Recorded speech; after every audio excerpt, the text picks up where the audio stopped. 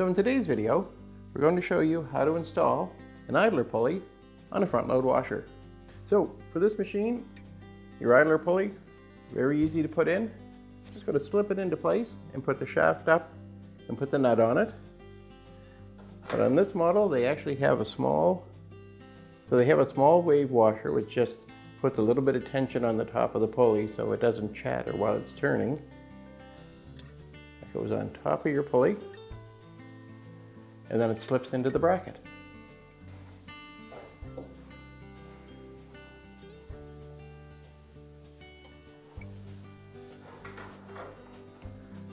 So with it in place, just take the shaft for the idler pulley, slide it up inside, making sure that that wave washer stays in place. And just as the threads start to peek through the top, you'll put the nut in place.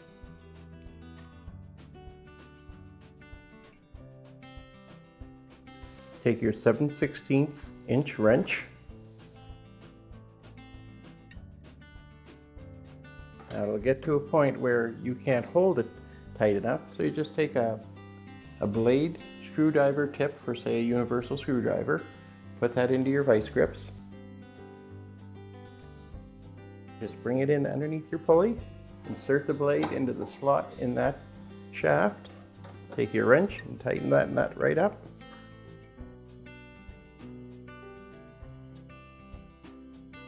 There we go, nice and tight. So now we're just going to put our belt on. So I have our belt sitting up on top of our transmission pulley. I'm going to push my idler in, put my belt on it. I'm going to put my belt around the motor pulley. I'll just push the idler pulley in, put my belt onto the transmission pulley, and then just start to rotate it. And it'll work itself all the way around and pop into place.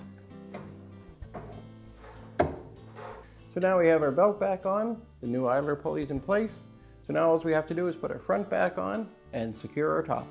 So now we're ready to put the front back on. Very easy to do.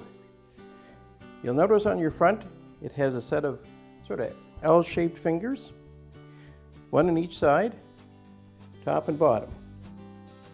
So we're just going to basically bring the front into place, put those tabs into those slots, raise the front panel upward a little bit so they lock in, and then we'll put the screws in the bottom.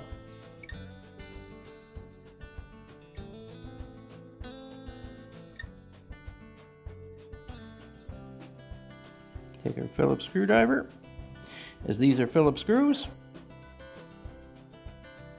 Install the screw on the other side. There we just snap our top into place. Same on the other side. Your washer's all set. Get it back in place, level it up, hook up your hoses, plug in your power cord, and your repair is complete.